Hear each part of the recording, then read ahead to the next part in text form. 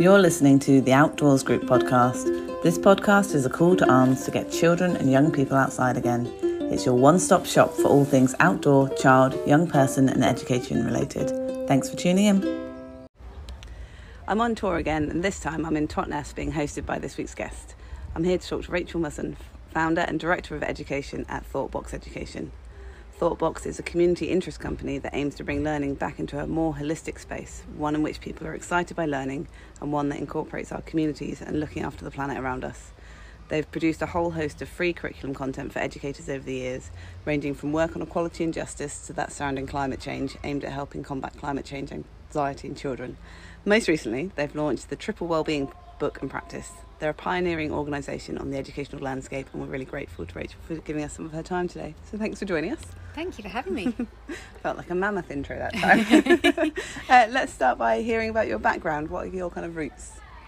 In terms of my own roots, I guess I'll go into the education roots or farming roots. I was born on a farm and grew up in the middle of nowhere. In Devon? No, in Gloucestershire. Okay. And wanted to be a teacher from the age of about 4. And so that was always just a knowing. That was your calling? That was my calling, yeah. So my little teddy bears used to have school quite a lot when I was playing when I was a kid. So I went into education and became an English teacher. I love poetry, I love literature, I love stories, and worked in mainstream education for 12, 13 years and loved it, loved everything about it. Secondary education? Secondary education, teaching English, loved, travelling the world through books, travelling through different cultures and stories and mindsets. Love working with teenagers. I just find the teenage brain just hilarious and beautiful. Yes. And, so everything about it, apart from the fact that the whole system seemed to be hurting rather than helping children, and there was just something so broken in it. And in particular, catalysts of just being in schools where the environmental education was non-existent, and really pushing with a lot of student kind of campaign groups to get something, and it just not being given any space. And I also took a couple of years running some young people over to different cultural landscapes to learn about different ways of seeing and being in the world. Oh, amazing. So we went to Borneo for a month and lived in the rainforest and the jungle, and we went to Tanzania for a month and lived up in the mountains and quite remote villages. And I had quite a profound another calling, I don't know what it was, when I was in Tanzania, that was like, Rachel, I think you should leave your job and your comfortable life in London and come and live in the mountain. Oh, no way. And I did. So which mountains did you move to? So the Usambara Mountains was where I kind of intended to go. I ended up in Arusha, which is about 2 hours south of there, with no real understanding of why I was there. Okay. But at the same time, it made complete sense, and the whole journey of ThoughtBox kind of evolved from there. And I spent probably 3 years on and off living in Tanzania. ThoughtBox was born. What were you doing Originally, I went to work in a large charity school, and I pretty soon realised this is colonialism under a different guise. I felt incredibly uncomfortable and left that, and spent quite a lot of time unlearning everything I knew about life. Being de-schooled and re-schooled by quite a few young Tanzanian friends who I spent a lot of time with, and really understanding a lot about culture and nature connection from folks who'd never had it severed.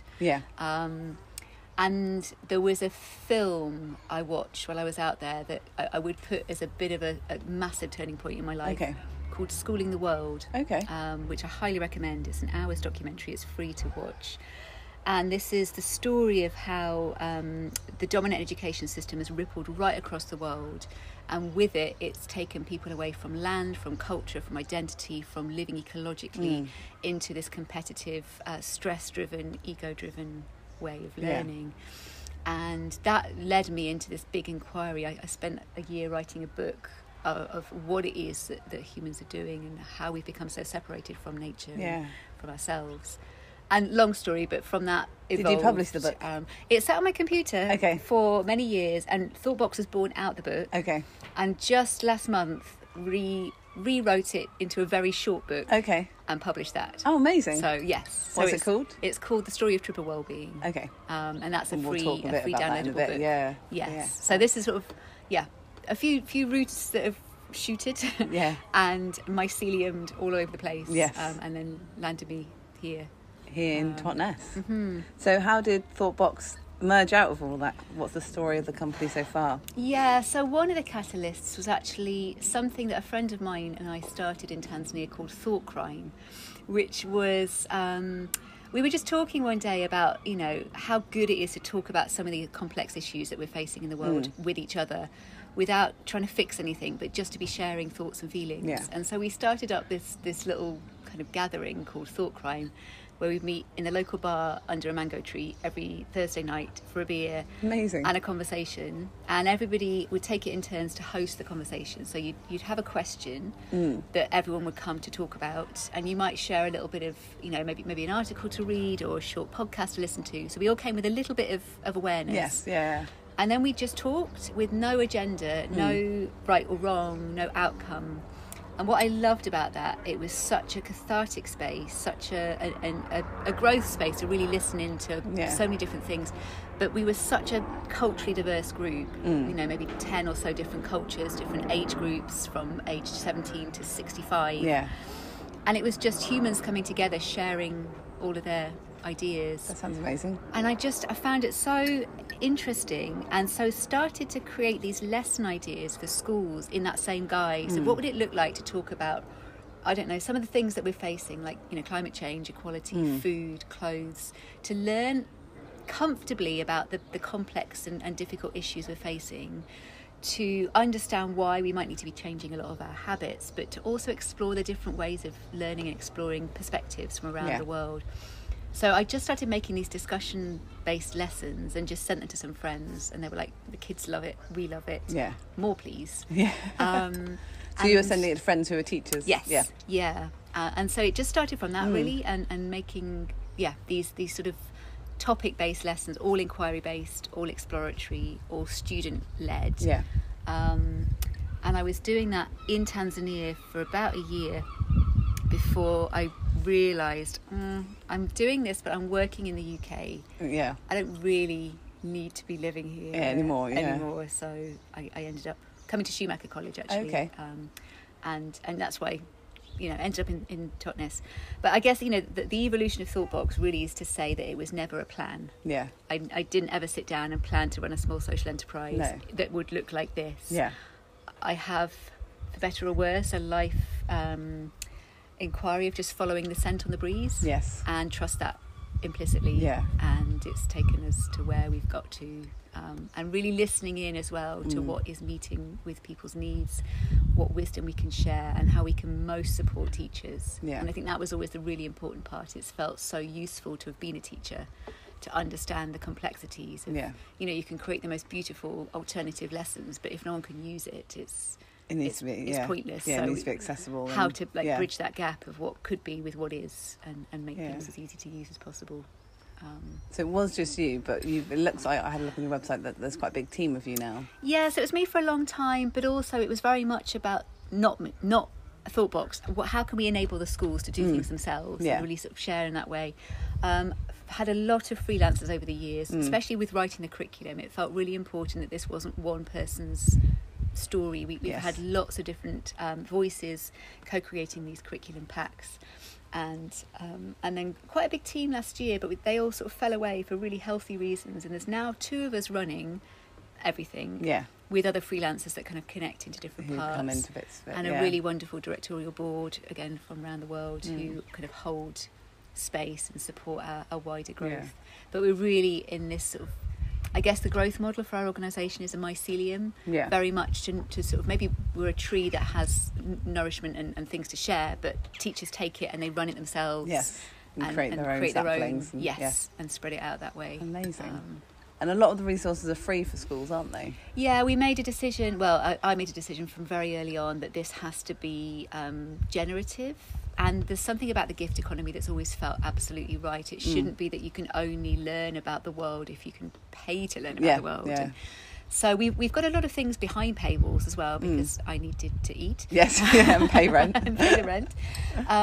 But the big programmes, we've got a big programme we launched in 2019 on climate change, or changing climates. Yeah, that's what my kids did. And yeah, it was great to be able to access it for free as a home educator. And yes, and that felt really important. So we had one on equality and justice and one on awe and wonder. And then just this year, we've sort of relaunched the whole organisation, and we now have every single programme and every single course each has 100% bursary places available. So you can pay almost as much as you can or nothing, depending on what your need is. And that's also a really supportive way. We have a lot of schools who can pay, and they know that they're actually supporting those who can't. Yes. And we also work with educators right around the world, so from very different socioeconomic backgrounds, where the cost of a course in the UK would be the cost of 2 months' rent in Uganda.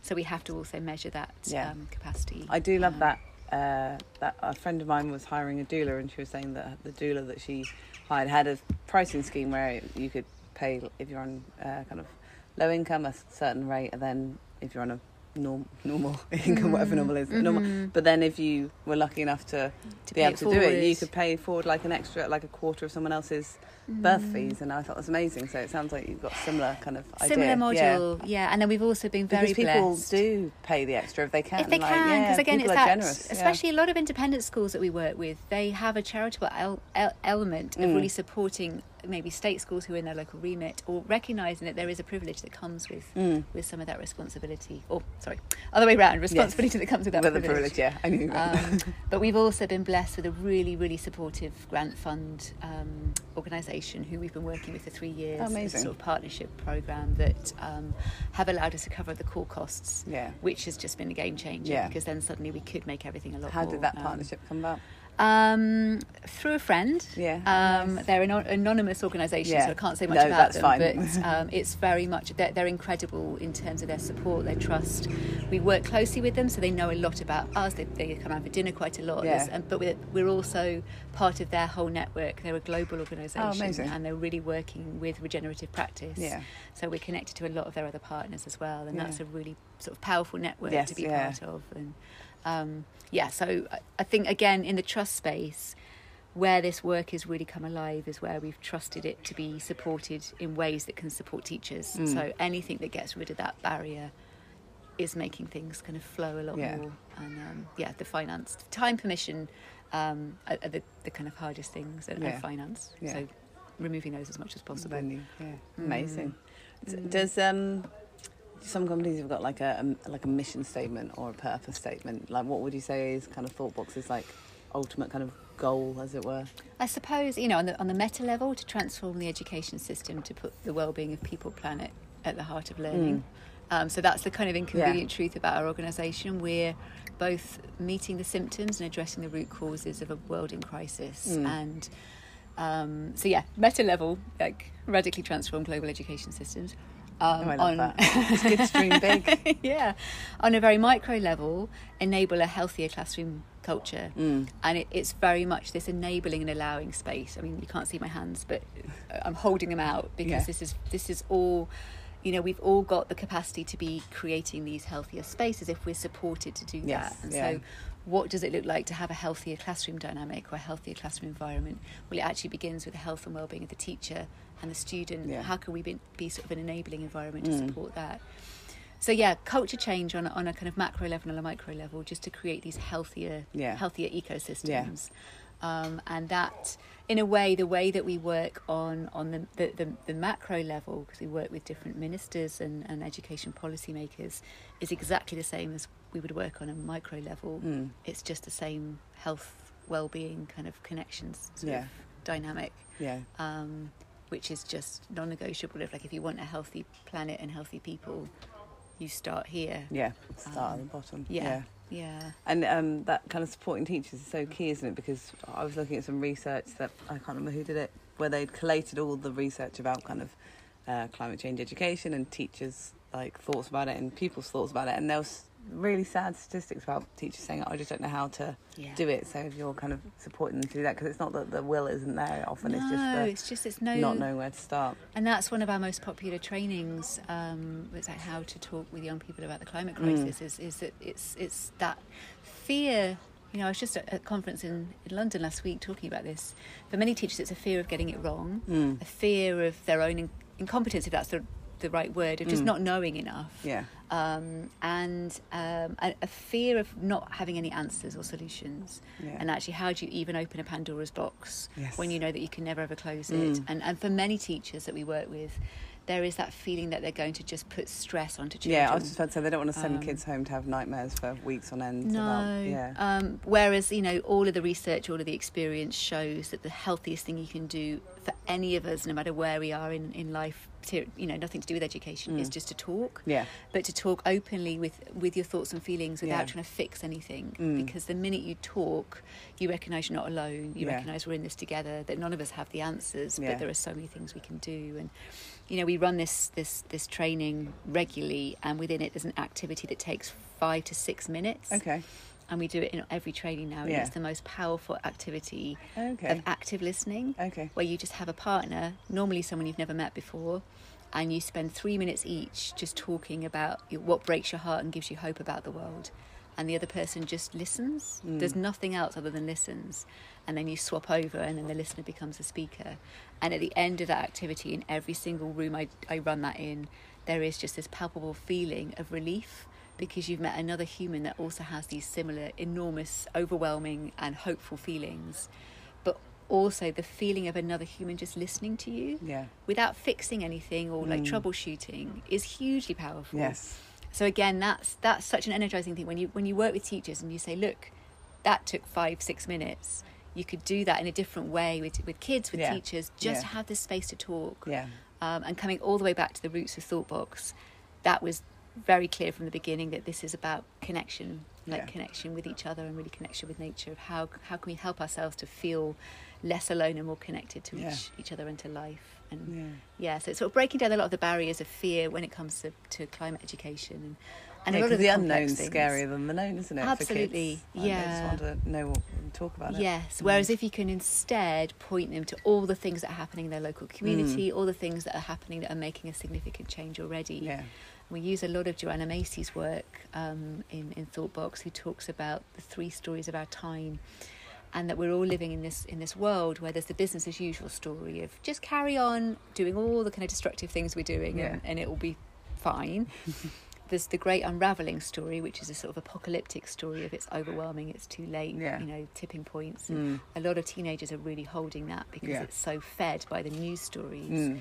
And then there's the great turning story of the millions of people who are doing something about it and creating alternative food systems, health systems, transport systems, you name it. There's been people working on this for 20, 30, 40, 50, thousands of years.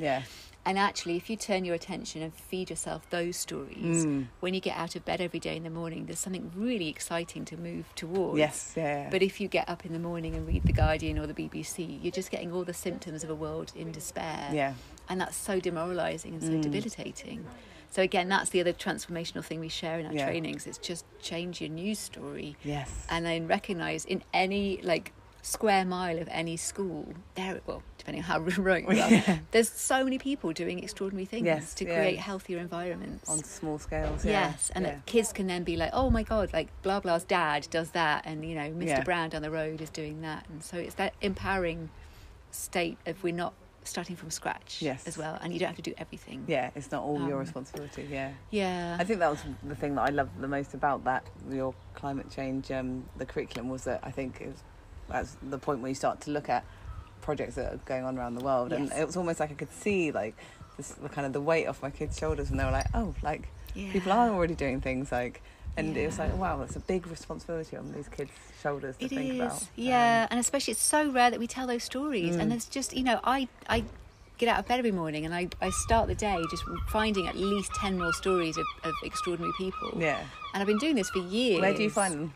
positivenews.com is a big go-to place, but a lot of now it's through networks of networks. The minute you've built up, and a podcast is another great way. So finding a podcast like yours where you know that somebody is in that podcast because they're doing something interesting. Yeah, there's normally then loads of links to all those podcasts of all other people who are doing things. Those things. Yeah, because even our little area, I think in a couple of episodes ago we spoke to like the husbandry school. They're up near me doing some really lovely things, and the one in Dartington, completely forgotten its name now. Apricot Centre? Yes, Apricot Centre, and they were great to talk to, and it was like, and I live 20 minutes down the road, and I had no idea of the work they were doing and the scope of what they did. I was just like, it's such a great project to even set as a challenge for kids, is to find who's on your doorstep. 3 things that are going on locally, because there's just so much. There is a lot, and I think again, there's a lot of organisations now who are mapping the alternatives, especially to support educators. It's like the Ministry of Eco-Ed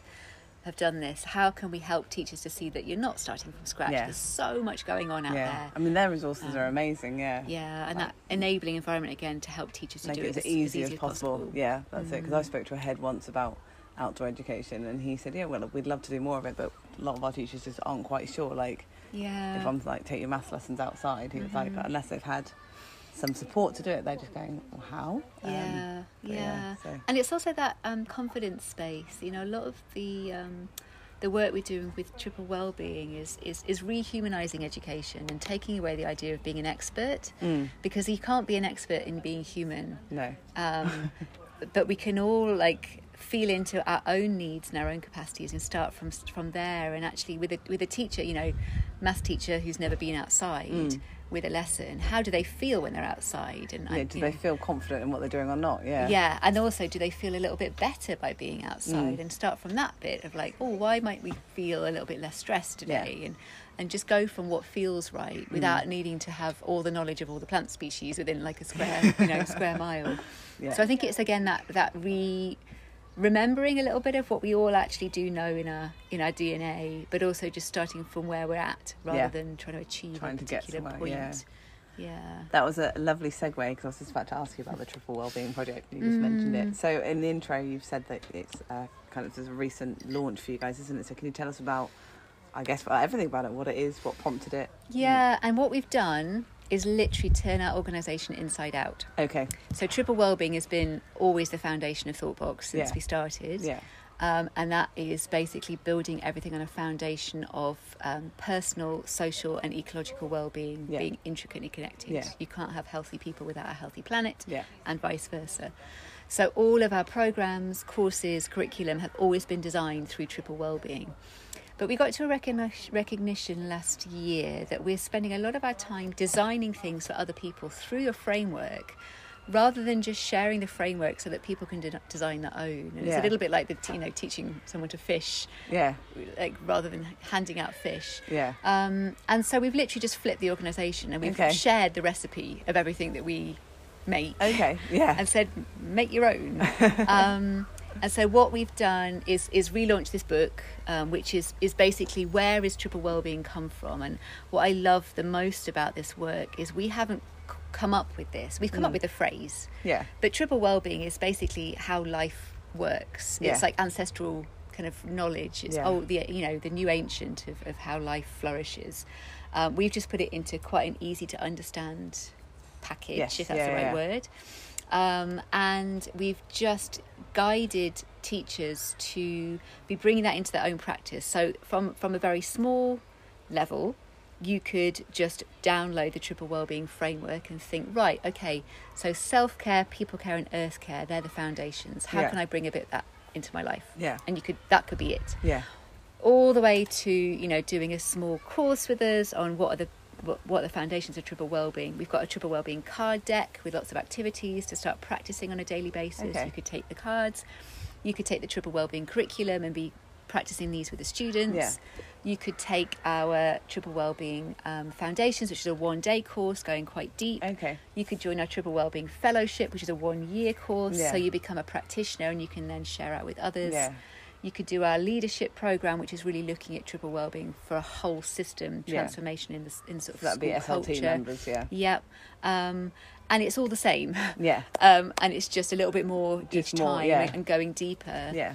And again, that remit of it's free at every level. The book is free. There's the courses. There's bursaries in all of them, and it's all start with where you're at. There is no end. You can never be like, right, I'm triply well now, bish bash bosh, move on to like something else. So that's the idea as well. This is lifelong practice. But what we're finding in this, and it literally was an organisational relaunch, it's been joyful, is how quickly it's taken off. And how easy it is for people to tap into it, because we've got, a framework that's all been designed to fit into any ecosystem. And the bit that's really taking off with a lot of the teachers who are doing our 1 year programme is that self-care is foundational. And actually that's the hardest thing for teachers, is to start to take care of themselves. But they're already finding that by bringing these little daily habits in, everything is transforming around them. Their dynamics in the classroom, the dynamics with colleagues, dynamics with family. So it's so generative. And it's really...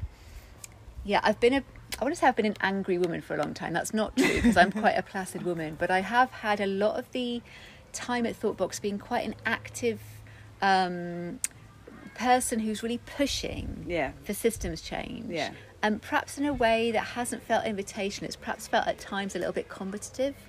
Whereas this is just so generative, because it's actually saying, look, there is no right way to do it. You don't need to understand the entire complexities of ecosystem collapse to start. You can just start with where you're at.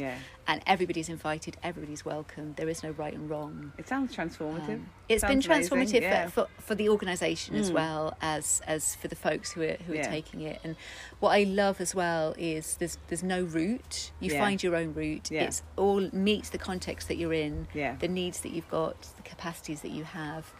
And this fellowship that we're hosting, we bring educators together each month, and they just share what they're all doing. And we just let them holding a Zoom call. You're just holding the space. So they're learning from each other. And again, this is the sort of myceliuming out. And we've got, one school is designing the whole school culture around triple wellbeing. That's amazing. We've got some ministers looking at teacher training through triple wellbeing. We've got, teachers just changing their classroom habits, all levels. But it all comes around to the same dynamic as well. That's amazing. Which feels... it's just joyful, and it's a lovely feeling to not. And also, as an organisation, we actively practice triple wellbeing. We always have, but now we're sharing how. So, what do I do every day to make sure that I'm practicing? What does my colleague do? How, as an organisation, do we hold all the principles really consciously? So, the way that we do our printing, the way that we take transportation, the way that we work with organisations, making sure that we're practicing these principles. You're walking the walk, as it were. And that we share all the things that are tricky. It's not like a glossy magazine version of how to do this. It's very much we're learning as we go. And I think the thing that is just the most exciting for me is that yes, we've come up with this phrase and we've come up with this approach, but this is ancient. And actually it meets people because they're like, oh, I kind of know this. But now I've got permission to put it into something that makes a little bit more sense in the world that we live in. Because I think once you start practicing these things, it kind of it's like coming home, isn't it? Completely, yes. And we spend a lot of time really in the courses talking about practice, that for starting, it is a little bit conscious of like, right, a 5-minute practice every day to just sit in the garden. And actually, after a while, that is not even a consideration. You just take your cup of tea and you sit in the garden. But it's like brushing your teeth or playing a musical instrument. The more you do it, the more ingrained it is. And then you're just doing it. And I think this card deck we've got has been really supportive in that. What kinds of things are in the card deck? One of them's like go on a wander. So go for 5 minutes in your local area on a walk where you have no intention other than just to pay attention. And there's something we're finding about having a card that tells you to do that. It's like permission from someone else. And these are things they can do on their own or with the kids they're working with. So it's quite dynamic. I'll give you a pack to take home. Oh, thank you. That's very kind. So quite dynamic. Use it really with yourself, but take it with the kids. And, give the cards out. They can do it with each other as well. And very, very simple. They're all 5 to 10 minutes, and you don't need anything to do them. And you can do them in any culture, any context. they're just ways for humans to connect more with themselves, others, and nature. Yeah. So that's been a really supportive tool, I think, in the process as well. Yeah, because like we were saying a minute ago about teachers don't know where to start. Again, having that card that goes, right, do this now. You're start like, great, here. okay, I'll do this. And we're doing this fellowship we're running. So we've got, how many teachers we've got? I think it's about 20 odd. They're working for a whole year in both personal practice and action research. They're doing 3 action research projects in their education space through the Triple Wellbeing Framework. Some small, some large, and again sharing that best practice out. So we're constantly creating stories of transformation in all these different contexts. So again, it's very it's not like a visionary idea of something that might happen in utopia. It's a very real example of what's happening in Liverpool or South East London or northern Uganda, or something that's very tangible with real humans doing it. What kind of projects are they doing? So one of the schools, one of the teachers is just doing a self-care project right now. She's had quite a sort of a bad time recently. She's actually, I'm just going to focus on my health and well-being and notice how that is actually changing the relationships. Another teacher is looking at putting a pond into the school and really thinking about nature connection through that and how that's going to possibly impact social dynamics and personal well-being. So triple well-being starting with a pond. Somebody else is just redesigning all of their staff meetings to always be in circle, always have a check-in, and everybody takes a card practice to begin with for each staff meeting. So just have a slightly different pace to begin with, because we talk a lot about what happens in your nervous system when you're practicing, and actually when you start with this nervous system in a calm space, you're much more open and receptive to anything that's coming your way, no matter how stressful it is. And so she's mapping how that is changing the sort of dynamics in the school. Oh, amazing. And it's just so joyful again to see this and to witness this, and that recognition that we're simply an enabling organisation. We're not telling or doing, we're just supporting. That's her idea, or their idea. And the book that I mentioned that we just released a couple of weeks ago, it's like the story of where triple wellbeing has come from. This remembering, like you said, of coming home. This is innate in all of us, and actually our social systems over time have pulled us away from being deeply connected to ourselves, others, and nature. And then I've also shared the 12 years of research, so that what I've loved about this inquiry, and it's been 12 years now, every avenue you go down, whether it's indigenous practices or neuroscience or cognitive learning models or social emotional learning, the answer's the same, is that we need to create spaces to be well in ourselves, with our communities and with nature. So we've just shared all the research of different books, podcasts, videos, resources, articles in all these different kind of research areas. So if you only trust the neuroscience, you can just, there's a hell of a lot of neuroscience about it, If you really want to tap into ancient indigenous wisdom, there's a hell of a lot there. That's been quite lovely as well, to sort of have the holistic research published. That sounds amazing. And also I guess good if there's a group of teachers who might have a sceptical head to be like, here's all the research, I think that's what we're finding so supportive as well, is our curriculum has been designed like this since we started, but now we're showing how we've designed it. Suddenly people are like, oh, it's not just a nice idea. Curriculum, it's actually changing the social dynamics of the classroom and changing the emotional well-being of the children and supporting the teachers. So it's actually a little bit the sort of science like it gives behind. it like legitimacy. A bit of gravitas. How are the relationships with the educators you work with? Really lovely. And I think one of the things that's always been at the heart of this work is we're very relational as an organisation. That's been really important since word go. We know everybody, and we connect. I said something the other day to a big group of head teachers that I'd like to meet us as humans, not teachers. And I was like, oh my God, what I mean is like without roles, without hierarchy, without the hierarchy, with just people in a world that's very complex being human together. And so I think because of that, because we always try and hold these very safe spaces, we're able to meet people on a much deeper level quite quickly, and that's what people like about this space, is they can really open up. And we have a lot of what we call inside-out relationships, where I don't know the person's name. You go in deep first. We know what makes their soul kind of happy.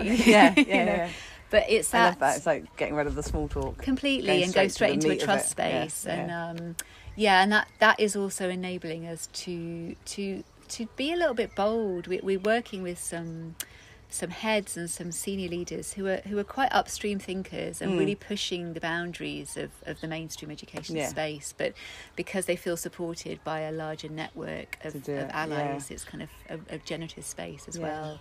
And I think that's my delightful colleague Holly, who joined us in October, November time. She's come in as Director of Community to really help to build this community of practice. And that is, we as an organisation are part of the community of practice of folks really looking to transform the education system towards a healthier model or models, and doing it together. So the relationships with our schools is really important as sort of part of that trust space and a learning together space as well. Are there any kind of standout kind of stories that you always kind of think back to?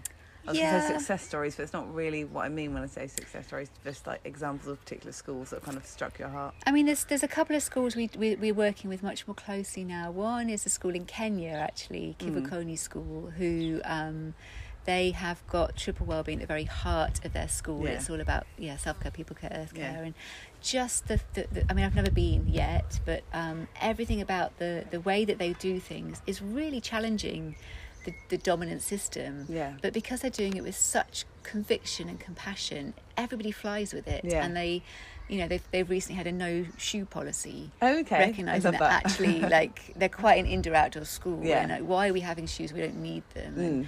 And the parents are really active part of the school, so again bringing the community into the school, and everything is integrated right back down to those principles.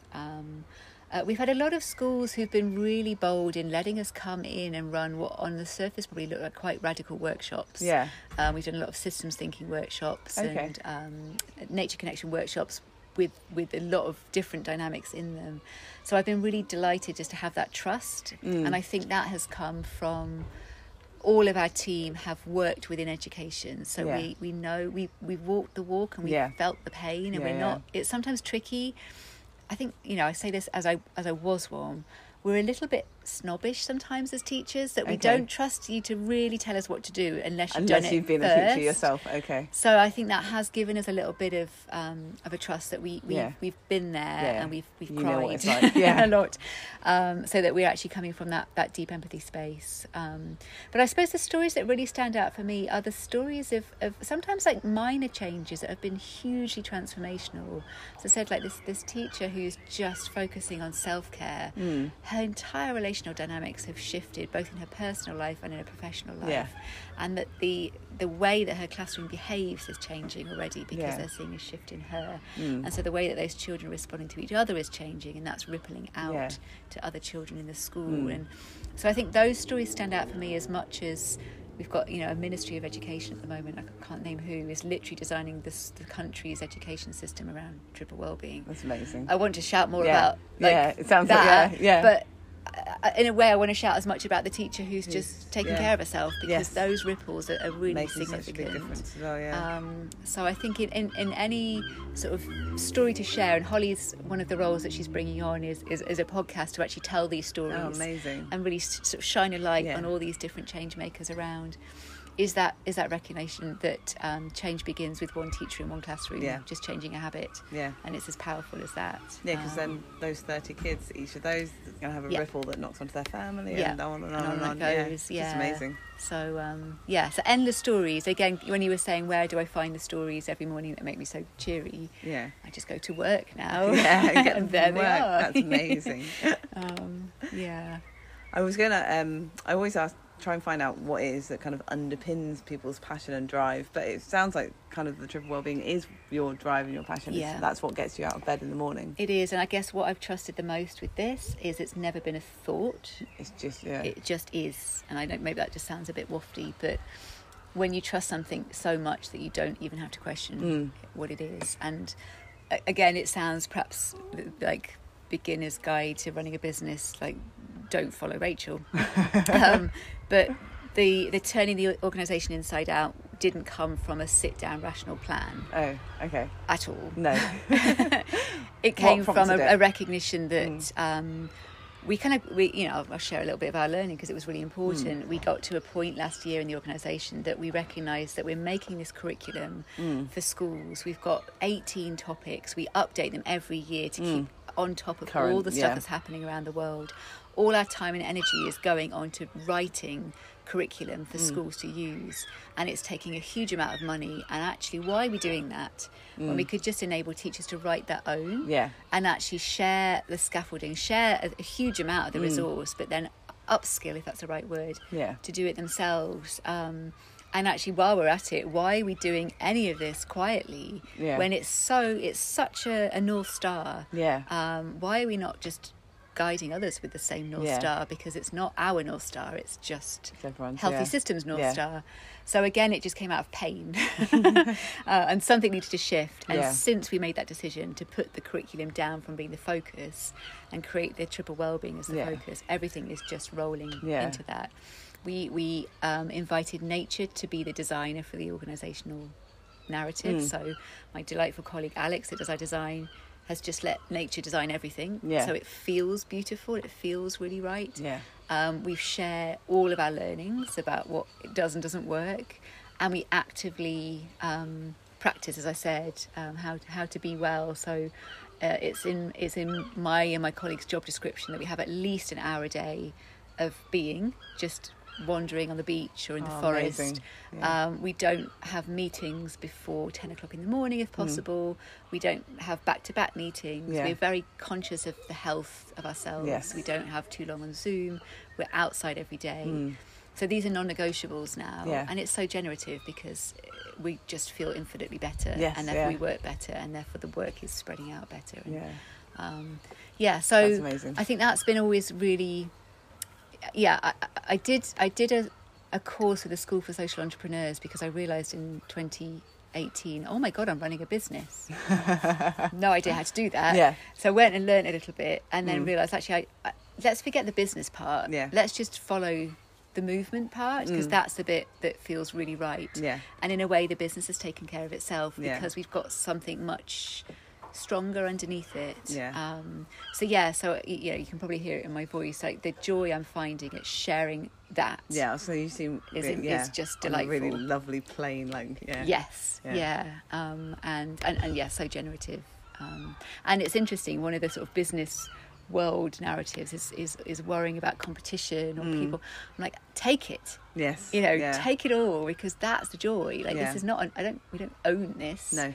This is just, the more we share this, the more generative our communities are. So that's what I really like about the outdoor education community. It seems to be so much about collaboration rather than competition. Which is great. And I think that's, write a lot about that in education. The very model of education has got so lost and so focused on competition over collaboration, over all the things that we know help children to learn, which are creativity, collaboration, connection. And there was a really interesting roundtable I was on a few years ago with the Prime Minister of Thailand, and he used to be the former education minister, and he just has this phrase about education should be competition with ourselves and collaboration with others. Oh, I like that. It's just of course, it's like that growth space that's only about our own limits and nothing about competing with others. And when you have that as a framing, everything changes. And so I think when we spend a lot of time looking at the misery of the world as well, and I will sort of name that this is not a skipping in the park job. It's really tough, and spend a lot of time reading very dire reports about children's mental health, about planetary ill health, societal ill health. But every narrative comes with this real recognition that the models are all about competition and extraction and stress. And of course then that gives us symptoms of ill health. But if you flip them all, the healing starts very, very quickly. And so I think in the mainstream narrative of education, I would be very surprised if there isn't a teacher out there that thinks that everything is tickety-boo and this is all working wonderfully. I talked to a lot of teachers and I've not met anyone that has said that in the last decade. And even if we're not prepared to see the enormity of the problem, we're all feeling it. And there's a phrase I like to use of pressing the bruise. And actually sometimes it's good to feel a bit more the pain, because when you feel a bit more into how broken things are, there's more of a drive to change something about it. And let's not wait until the children's mental health has skyrocketed to the point of social collapse. Let's do something now. Fix it now, yeah. And that doesn't need to be transforming the entire system. It can just start in your classroom. So when we're looking at those like bigger education system transformation spaces, I do feel there's a bit of a tide turn in that folks are now looking for something. And in Nature Connection in particular, the number of schools I know that have got forest school ideas or taking kids outside, or even if it's on a small scale, it's now becoming a sort of staple. Absolutely. It's becoming not kind of an added extra, but actually, bit of foundation. We need to do this, Yes, and I think that is only going to grow, which feels energizing really exciting. as well. Really exciting. I think over the last 8 years of working with the Outdoors Group, like, at the beginning, people that I talked to about it were like, forest school, what's that? But now everyone's like, my kid's school's got a forest school out the back. What did you say about the numbers of staff working there when you started? I think there was less than 10, and now it's like 130. I mean, that in itself is like, this is where the world's going. Yes, exactly. So, which is really exciting. Because we're finally seeing what we need to do and doing it. Yes. So, which is really good. Yeah. So for the future of ThoughtBox, are you just... What have you got things in mind, or do you just want to see where the wind takes you, as it were? Again, maybe I shouldn't share this, but I'm far too open. In terms of like strategic planning, we're not a 5-year plan ahead organisation. No.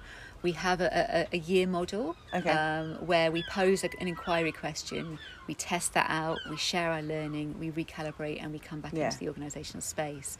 So really this is all about triple wellbeing as practice. And so every year we'll come back and spiral into that in a deeper way with all the learning and the mistakes and the growth. And really where we've got to this year, and it's just about to officially launch in September, is all of these courses on a kind of menu of like, do you want a little bit, a bit more, a lot? And from September we'll be running probably every 2 months there'll be a course open for teachers to take. A lot of them online because we have a global audience, and some in person, which is just, it's like a consistent pulse of bits of triple wellbeing. And we're launching next week something that's making me so excited called Thought Club. And Thought Club harks back to the very beginning just about to say, like, your of Thought Crime.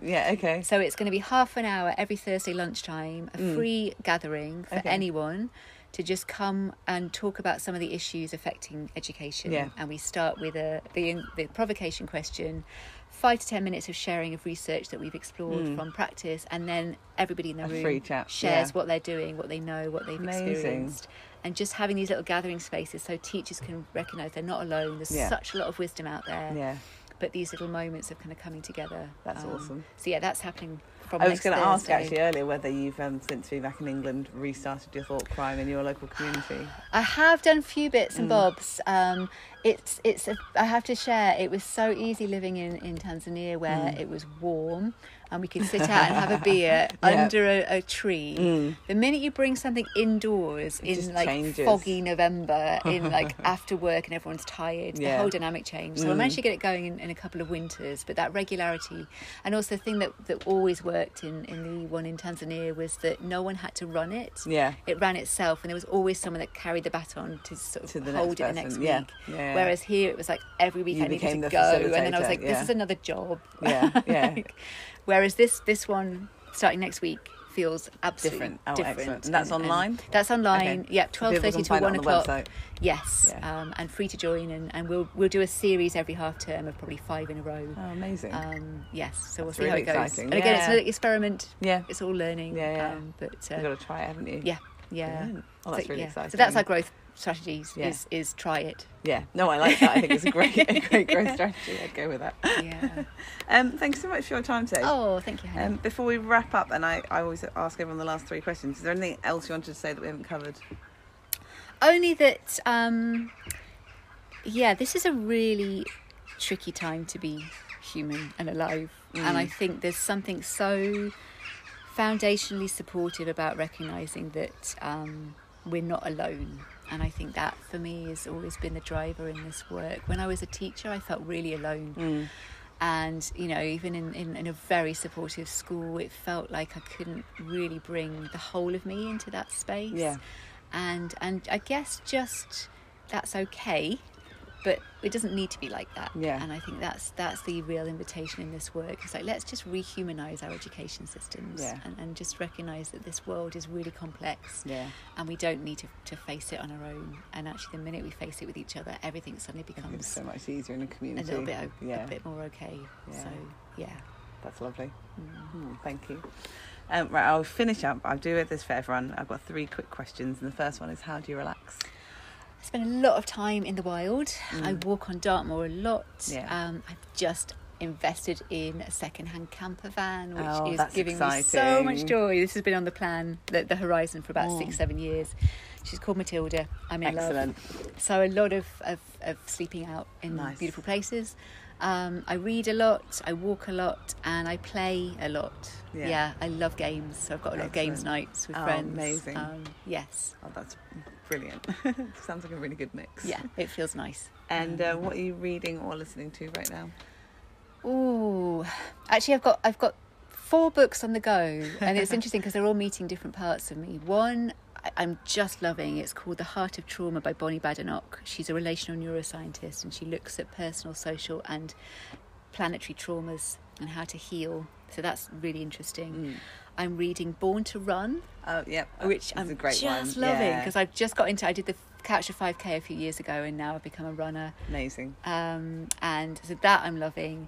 I'm reading The Anxious Generation. I've just started reading that yesterday, which really looking at the impact of smartphones on children's mental health. And the last one I'm reading is Earthsea by Ursula Le Guin. Oh, my friend recommended that to me. Oh my goodness, it's amazing. Wonderful. I've got it on my shelf, so maybe I should pick it up. It's a little bit like the sort of His Dark Materials series, which is a children's book, but it's not a children's book. It's deeply wise. So I feel I'm feeding like mind, body, heart, soul at the minute with all my books. Really good mix. Something for every mood. Dip into each mood each day. Yes. And finally, why is being outdoors important to you? Because that's where we belong. I think there's something, I'm really blessed in that I work from home and I live in a place where I've got a garden and I can be in the woods within 5 minutes. And I've recognised in all my life, like, I'm happiest when I'm barefoot outdoors. It's like a non-negotiable. And there's also this, I mean, I could talk about from the kind of neuroscience and research space or the deep knowing space. We as humans feel infinitely better when we're outside. Infinitely better. Because also all the human issues just dissolve away when you start to realise that you're just a species in multiple species out here. And that feeling of deep connection that I get being outdoors. So it's almost, again, it's like it's not even a thing to think about. It's just a thing. I just am. Absolutely. Lovely. Well, thanks so much for your time today. Thank you, Really Hannah. enjoyed our conversation. Really, likewise, and just in time because the seagulls are coming in. Yes, I was going to say that was perfect time. Thanks so much. Thank you.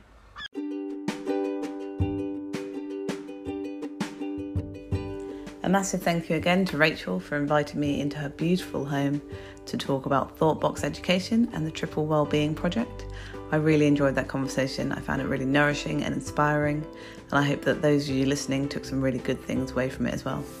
If you'd like to find out more about what they do, you can visit their website, which is just thoughtboxeducation.com. I'll put that in the show notes. And if you did like the episode, as always, we would love it if you would subscribe to the podcast, rate it, share it with your friends, do all the things that mean that more people can find us. We'll be back in a fortnight with another episode, but until then, thanks for listening.